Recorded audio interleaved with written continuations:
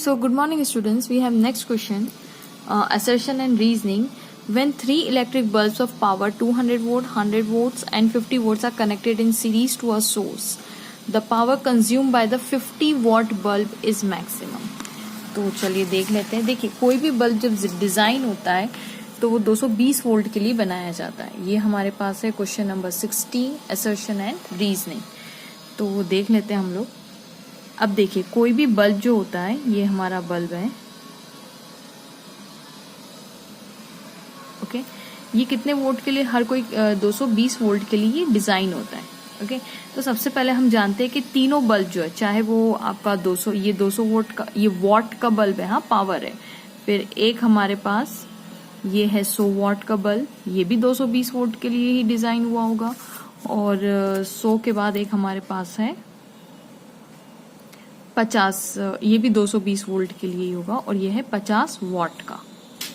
Okay, ये अलग अलग पावर के लिए डिजाइन हुआ है और इनकी वोल्टेज आर द सेम, है ना. 220 वोल्ट ये भी, 220 वोल्ट ये भी और 220 वोल्ट ये भी होगा. फाइन. अब उन्होंने नेक्स्ट हमसे पूछा है, तो पहले हम सबके हमारे पास पावर है तो क्यों ना हम रेजिस्टेंस निकाल ले. तो हम जानते हैं P is equals to V square by R होता है. करेक्ट.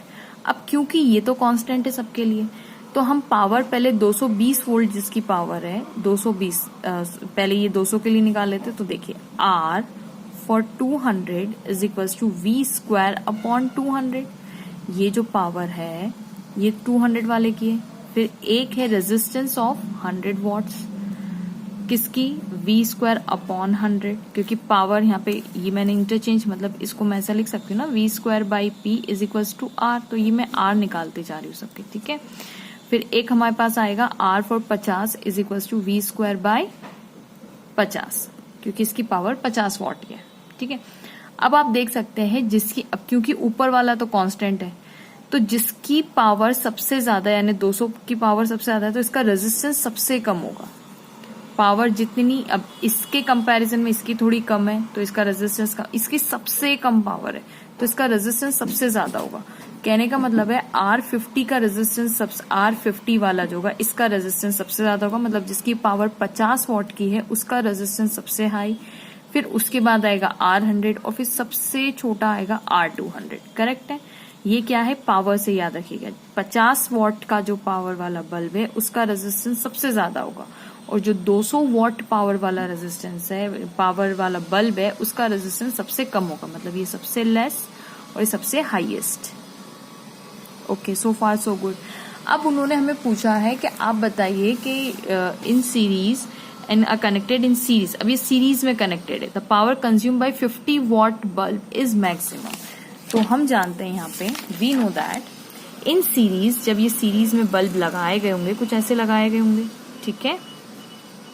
और ये किसी पावर सोर्स से कनेक्ट किए गए होंगे. Let's say power is V volt. अब ये हमारा है 200 वोल्ट का, ये हमारा है 100 वॉट का बल्ब और ये हमारा है 50 वॉट का बल्ब. अब आप जानते हैं रेजिस्टेंस ऑफ 50 वॉट का बल्ब सबसे हाईएस्ट है और रेजिस्टेंस ऑफ 200 वॉट का बल्ब सबसे लोवेस्ट है.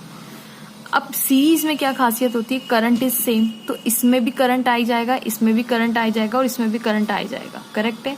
तो अब मुझे बताइए, सीरीज में जो है उन्होंने पावर कंज्यूम्ड बाय 50 वॉट पर, तो 50 वॉट बल्ब का जो है that is equals to I square by R होगा.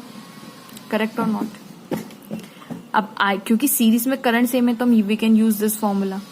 तो अब मुझे बताइए, जो R50 है वो सबसे हाईएस्ट है तो इसका पावर कंजप्शन भी सबसे ज्यादा होगा क्योंकि ये तो कांस्टेंट है. तो इसका मतलब ये डायरेक्टली प्रोपोर्शनल हो गया R से. तो अगर ये बढ़ेगा तो ये भी बढ़ेगा. करेक्ट. अब power consumed by 200 watt bulb in series is again is equal to I square R होगा. करेक्ट. अब क्योंकि ये कांस्टेंट है तो हम कह सकते हैं power of 200 is directly proportional to R of 200. अब क्योंकि इसका R सबसे लेस है तो इसका पावर भी, consumption of the power is less. तो यस ये ट्रू था कि power consumed by the 50 volt bulb is सबसे हाईएस्ट, 50 वॉट बल्ब का जो पावर है वो सबसे हाईएस्ट होगा। तो यस असर्शन इज ट्रू। अब रीजन देखते हैं, in a series current is same, बिल्कुल सही है, through the each bulb correct, potential difference is different, of course potential तो सबका, इसका पोटेंशियल V1 हो सकता है V1 वोल्ट, इसके अक्रॉस पोटेंशियल V2 हो सकता है, इसके अक्रॉस पोटेंशियल V3 ड्रॉप हो सकता है, तो पोटेंशियल सीरीज में अलग होता है पर करंट सेम होता है। लेकिन क्या इसका रीजन है? नहीं, असर्शन अपने आप में ट्रू है और रीजन अपने आप में ट्रू है, पर क्या reason is the correct explanation of A? नहीं, क्योंकि करेक्ट एक्सप्लेनेशन तो ये था, करेक्ट। तो both assertion and reason are true, but reason is not a correct explanation of A.